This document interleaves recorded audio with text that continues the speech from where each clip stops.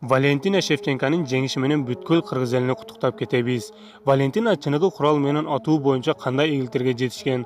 Спорттон сырткары дагы эмнелер менен алек болот? Перу өлкөсүндө куралдуу уруулар менен ок атышып кеткенби? Жана Valentina Shevchenko'га ок деген кайманатты ким койгон? Эмне үчүн ок деп койгон деген суроолор көпчүлүгүнү кызыктырып келсе керек. Салам достор, сиздер менен Бек Шамиров бүгүн Кыргыз топ каналында Valentina Shevchenko'га токтолуп, көпчүлүгүнө белгисиз болгон кызыктуу 7 фактыларды айтып берүүнү чечтик. Достор, бул видеону аягына чейин көрүп, кыргыздын ок мушкери жөнүндө кызыктуу жана көпчүлүгүнө белгисиз болгон фактыларды билип алыңыздар. Биз баштадык анда эмесе.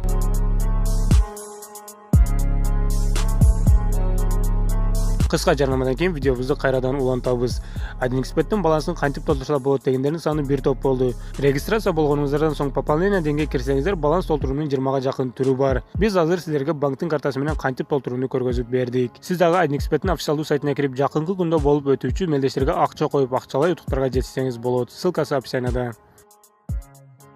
Valentina Shevchenko 1988-жылы Кыргыз Республикасында Бишкекте төрөлгөн жана 5 жашында спортко келген. Спортко жаш кезинен келип машыгып баштаганын себеби Валентинанын апасы Елена Шевченко тэквондо боюнча кара ремендин ээси болуп турган. Ошол себептен апасы 5 жашында Павел аттуу машыктыруучунун колунда тэквондо боюнча Валентина Шевченкону машыктырып баштаган. Валентина менен анын бир тууган эжеси Антонина Шевченко бүгүнкү күнгө чейин бир машыктыруучунун колунда машыгып келишет.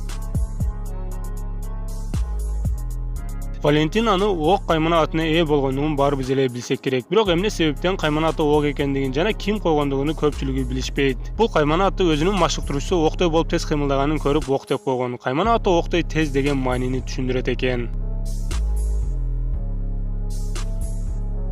Көпчүлүгү балким билишет, бирок Валентинаны алыстан тааныгандар бул фактыларды уккандан кийин таң калуусу мүмкүн. 12 жашында Россия өлкөсүндө Muay-Thai тайбокс эрежеси менен өзүнүн 5 жаш чоң атаандашы менен мелдешкен экен. Валентинанын жакын адамдары жана анын тренери 17 жашта деп мелдешке чыгарышкан. Себеби чыныгы жашын айтканда өзүнүн 5 жаш чоң атаандашы менен мелдештирбей коймак экен. В 12 лет я провела свой первый профессиональный бой. Единственное, была 17-летняя спортсменка. Бирок мындан да таң каларлуу, беттеш 3 жылдан кийин 15 жашка чыккандан кийин MMA эрежеси менен өзүнүн 10 жаш 25 жаштагы атаандашы менен мелдешип баарын таң калтырган. Я дралась в Кыргызстане против казахской спортсменки на профессиональном бою. И вот ей тогда было 25 лет. Это моя первая взрослая такая соперница. Мне было 14. Өзүнүн эр жүрөктүүлүгүнөн бүгүнкү күндө 30 жашка чыкканда Валентина көптөгөн ийгиликтерге жетип олтурат. Шевченко UFC уюмуна кантип келгендиги баарына эле кызык болсо керек деп ойлойбуз. Валентина 2015-жылдын аягында Балиде эс алып жатканда UFC уюмунан звонок келип канадалык мушкер менен беттешүүсүн сунуштаган. Бир жуманын ичинде беттеш болоорун айтканда Валентина Шевченко эч кандай даяргерликсиз беттешип атаандашын жеңип алган. Беттештен кийин UFC уюму Валентина Шевченко менен келишим түзүшкөн. UFC уюму менен келишим түзүү канчалык татаал экендигин баары эле билсе керек. Валентина Шевченко UFC'ге чейин 16 жолу дүйнө чемпиону болгон. UFC уюмунда эң жогорку деңгээлдеги профессионалдуу мушкерлер беттешет. Бүгүнкү күндө бир гана UFC менен келишим түзүп эле кала бербей, 7 беттеш өткөрүп 3 жылдын ичинде UFC чемпиону болду.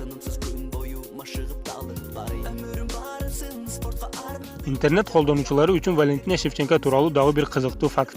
Тагыраак айтканда, Instagram социалдык тармагынын колдонуучулары үчүн Валентина Шевченконун Instagram баракчасы бар. Баракчасына тез-тез сүрөттөрдү жана күнүмдүк жашоосунан тартылган кызыктуу видеолорду жүктөп турат жана кызыктуу жаңылыктарды айтып турат. Мисалы, бул сүрөттүн астында UFC чемпиону болгондон кийин Кыргыз Республикасынын президенти Сооронбай Жээнбеков телефон аркылуу куттуктагандыгы жөнүндө жазып чыккан. Бүгүнкү күндө Instagram аккаунтунда 700 миңдей катталуучулары бар.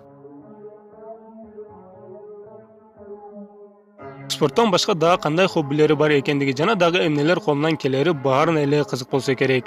Валентинанын спорттон сырткары да абдан көп өнөрү бар экен. Бийлегенди жакшы көрөт, кайсыл жерде болбосун тартынбай бийлеп өзүнүн өнөрүн көргөзүп келет. Анын себеби апасы Елена Шевченко кызын эркектерге окшоп калбашы үчүн атайын бий сабактарга бардырып, бийге түшкөндө үйрөтүп келген экен. Жана мындан сырткары гитара ойноо, сүрөт тартуу, өрдөө колунан келет. Эң башкысы чыныгы курал менен атууну жакшы билет жана өзүнүн жеке куралы бар экендигин айтып келет, бирок жанында алып жүрбөйт. Мындан сырткары 2013-жылы Перу Республикасында ок атуу турнир боюнча Шевченко 2-орунду алган экен.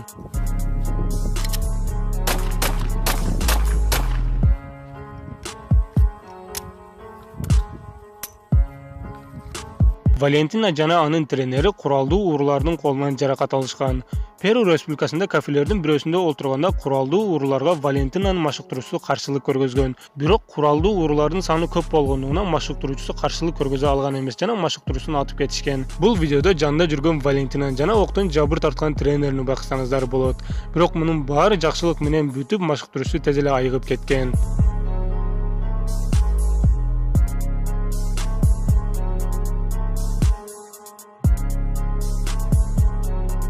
Достор, биздин видео соңуна чыкты. Бул видеону аягына чейин көргөнүңүздөр үчүн чоң рахмат. Эгер бул видео жаккан болсо, мага жакты деген белгини калтырыңыз. Сиздер менен Бек Шамиров болду. Кийинки видео чейин аман болуңуздар.